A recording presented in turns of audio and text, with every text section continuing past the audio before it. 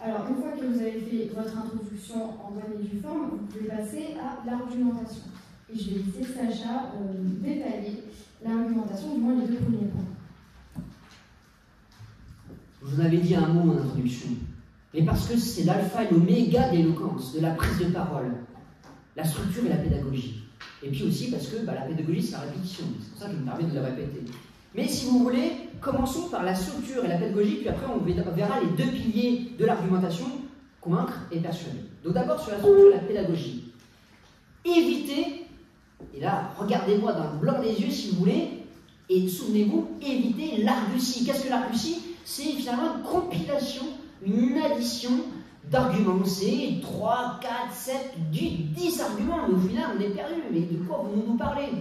Il faut 2 à 3 arguments maximum. 4, allez, 4 c'est le max. D'accord? Parce que si vous allez au-delà, eh bien vous n'aurez pas le temps de les développer en profondeur. Or, là, on n'est pas, c'est celui qui a dit plus qui a gagné. Non, c'est celui qui nous aura convaincu et qui nous aura persuadé. Donc dites peu, mais dites bien. Et dites peu parce qu'on retiendra le peu que vous avez dit. Par exemple, sur le sujet, le luxe est-il miroir de l'élégance? À la négative, eh bien, votre argument principal, celui que vous allez filer tout au long de la plaidoirie, ce sera que le luxe est miroir non de l'élégance, mais de l'horreur humaine.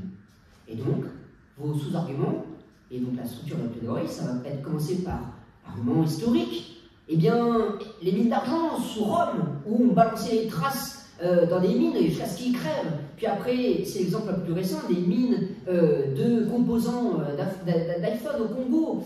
J'ai plus le terme technique, si vous voulez. Et ça passe également par Louis XVI qui parlait des descendants. Ah non, ça c'est François Hollande. Mais bref, comme quoi, c'est pas si loin que ça. Historiquement, c'est il y a déjà 10 ans. Mais il y a également l'argument un peu plus sociologique, l'aristocratie qui arrache les griffes des chats. Et là, ça permet de mettre un peu de pathos, parce que si vous voulez arracher les griffes, le chat, eh bien, il a des puces, il a des furons, etc. Bref, généralement, on commence par amputer les griffes, après on ampute la patte, et finalement, le chat, on le pique, quoi. Tout ça pour les fauteuils en cuir. Bref. Et puis après, vous pouvez aller sous l'argument non plus historique, non plus sociologique, mais économique.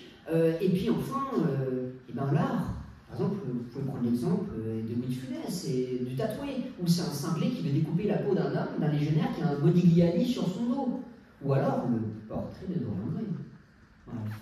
Et une fois que vous avez fait tout ça, mais autrement dit pas beaucoup, c'est un argument principal, celui que vous allez filer tout le long de votre plaidoirie avec 3, 4 arguments. Historique, social, ou économique et politique. Scientifique aussi, ça va être intéressant. Oui. Qu'est-ce qu'on peut poser un argument scientifique? Rien. Rien. Si ce n'est un autre argument scientifique. Et si votre contradicteur n'aura pas eu d'argument scientifique, eh ben il sera comme un couillon, si vous voulez. Alors n'abusez pas de l'argument scientifique, parce que c'est un argument d'autorité, mais n'hésitez pas à mettre un peu scientifique dans vos plaidoiries et dans vos plaidoiries de débat parlementaire. Bien.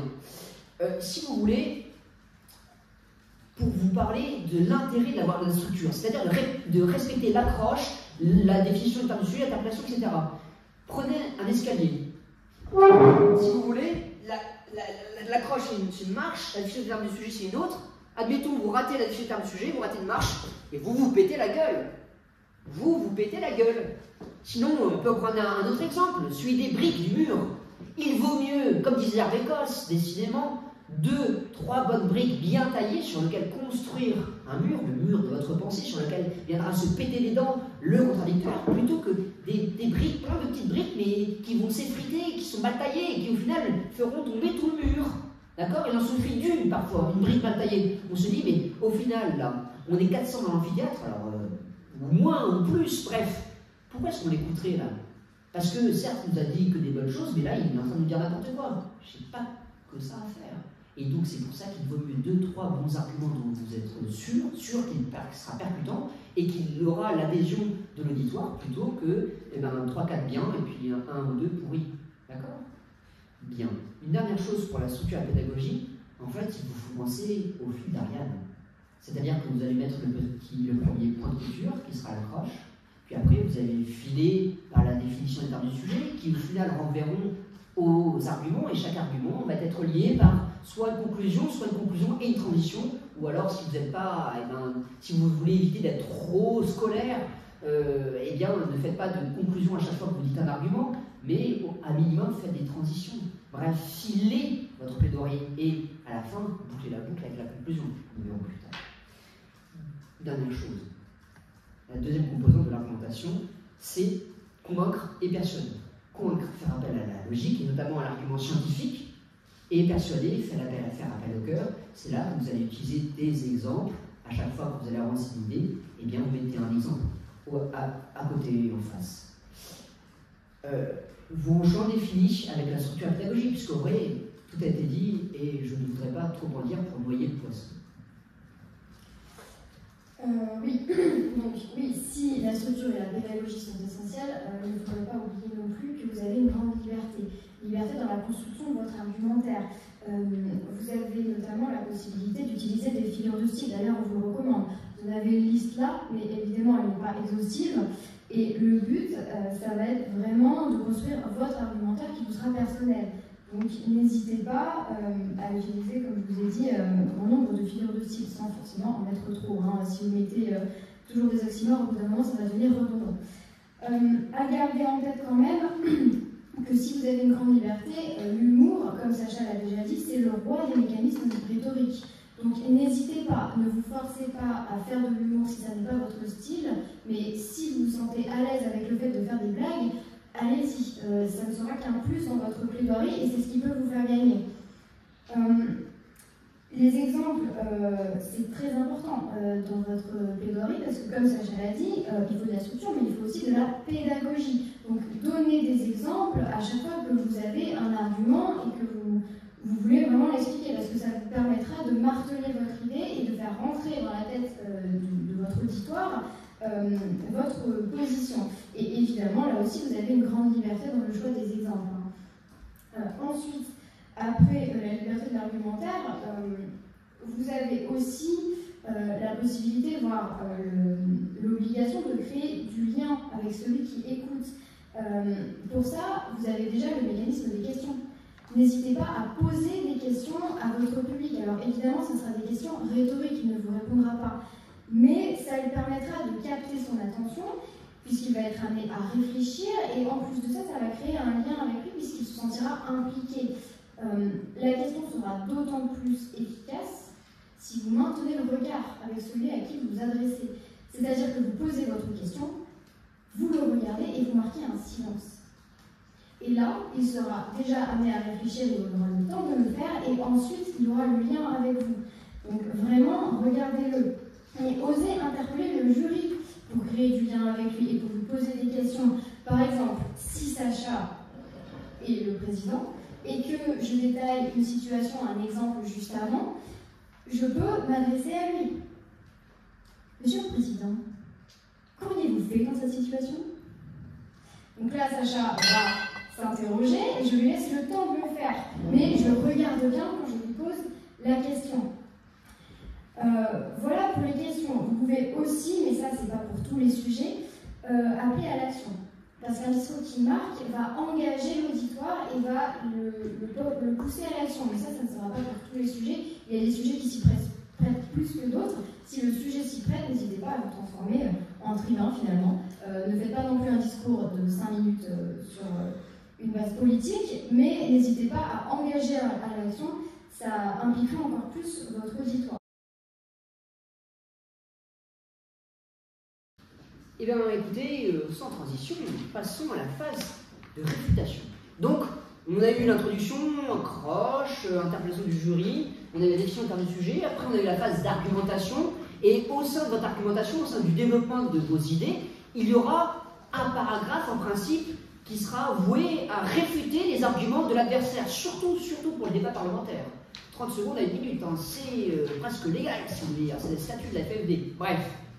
Donc, comment faire pour réfuter?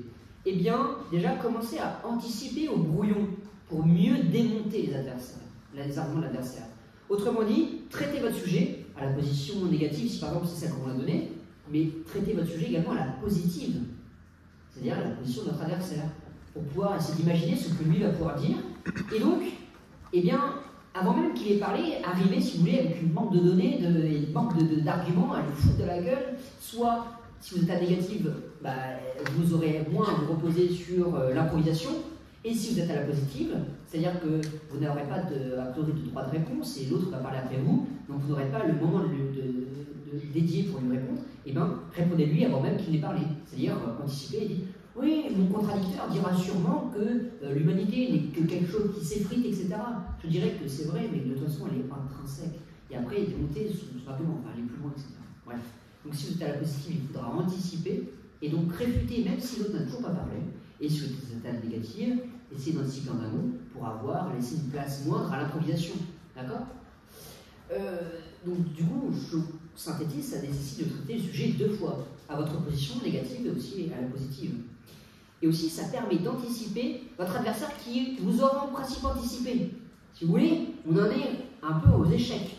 C'est-à-dire, je pense que, donc je vais dire ça, je pense que lui il va penser que je vais dire ça, donc il faudrait que je le traite autrement, ou que j'aille encore plus loin pour que ça soit irréfutable. Est-ce que vous avez compris? Vous devez presque réfuter la réfutation. D'où l'intérêt du brainstorming. Vous aurez noté toutes vos idées dans un sens comme dans l'autre. Deuxième chose, donc traiter le sujet 2 fois. Deuxième chose, avoir son stylo. Avoir son stylo pour pouvoir écrire quand l'autre va parler, lorsque vous êtes à la négative. Et deuxième chose, eh bien mais ça sera à la toute fin de la formation, lorsque vous allez écrire votre discours, vous n'allez écrire que là. C'est la méthode dite parisienne. C'est-à-dire que vous aurez votre discours ici, et là vous aurez un blanc. Déjà, ça permettra à votre regard de ne pas s'écraser tout en bas, mais de s'arrêter ici. Et après, vous avez beaucoup de feuilles, mais vu que vous allez disposer vos feuilles comme ça, vous allez les évincer, au final, eh bien, vous pouvez en avoir 15 000, c'est pas grave, hein, ça ne se verra pas. Et d'autre part, ça vous permettra de rajouter dans le petit encadré blanc, vierge, eh bien, ce qui vous viendra au dernier moment. D'accord? Avec un astérisque clou. C'est bon? Bien. Deuxième chose, très court, mais la réfutation peut être soit un paragraphe de votre discours dédié à cela, soit finalement toute votre plaidoirie. C'est-à-dire que, par exemple, reprenons l'idée du sujet le luxe est un miroir d'élégance. Moi, j'avais Félix, un camarade, un collègue maintenant enseignant, qui était à la positive et qui me fait oui, le luxe est miroir d'élégance. Vous voyez les châteaux, vous voyez le champagne, etc., le savoir-faire, l'artisanat français. Et si vous voulez, il se plaçait du coup sur le terrain du luxe, sur le terrain, regardez les valeurs, elles sont belles les valeurs, la fleur de lys, etc. C'est beau la France. Et moi, j'arrive en face, et en fait, je ne me place pas au même niveau que lui. Je dis oui, c'est bien le luxe, hein, le bling-bling et tout. Moi, je vous parlais d'horreur. Moi, je vous parlais des aristos qui arrachent les griffes de leurs chats. Hein, je vous parlais des mines au Congo, hein, encore actuelles. Je vous parlais de tout ça, si vous voulez. Je vous parlais de portrait de Dorian Gray. Hein, c'est pas le petit dessin, le petit croquis qui nous a dessiné, là. Hein, c'est pas Stéphane Bern, si vous voulez. Ben, vous voyez, cet simple argument que vous avez filé tout au long de la théorie, finalement, ce sera une réfutation de tout ce que l'autre aura dit avant. Et je n'ai pas besoin d'avoir un paragraphe dédié à réfuter ces arguments, puisqu'au final, tout le fera. Ok? Et si vous n'avez pas cet argument, finalement, qui est si fort que ça sera toute votre plaidoirie, faites bien ce paragraphe de réfutation. Ok?